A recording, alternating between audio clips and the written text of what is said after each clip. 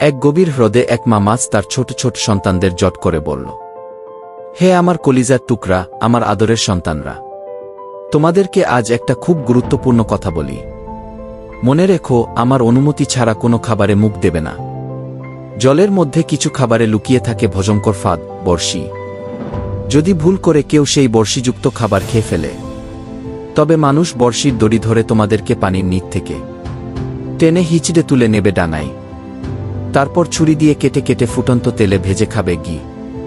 মা মাছের কথা শুনে অধিকাংশ বাচ্চা মাছ ভয় পেয়ে সতর্ক হল, কিন্তু কয়েকজন মুখ কুঁচকে বলল, ধুর, এসব ভয় দেখানোর কথা। মা শুধু আমাদের বাইরে যেতে দিচ্ছে না, তাই এসব বানিয়ে বলছে ঘি। তারা সেই নিষিদ্ধ খাবারে ঝাঁপিয়ে পড়ল, আর ঠিক যেমন মা বলেছিল, বড়শিতে গিয়ে জড়িয়ে পড়ল। মানুষ তাদের পানি থেকে তুলে নিল, আর এক মুহূর্তেই তারা রূপ নীল খাবারে। ঠিক যেমন নবী রাসূলগণ মানুষকে সতর্ক করে বলেছেন, মৃত্যুর পর এক পরকাল আছে, জান্নাত জাহান্নাম আছে, ভালো কাজের জন্য শান্তি, খারাপ কাজের জন্য শাস্তি আছে ঘি।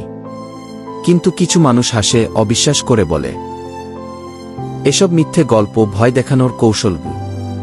কিন্তু তাদের শেষ পরিণাম হবে ঠিক সেই মাছগুলোর মতোই, যারা নিজেদের মায়ের কথা না শুনে নিজেরাই ধ্বংসের মুখে এগিয়ে গিয়েছিল।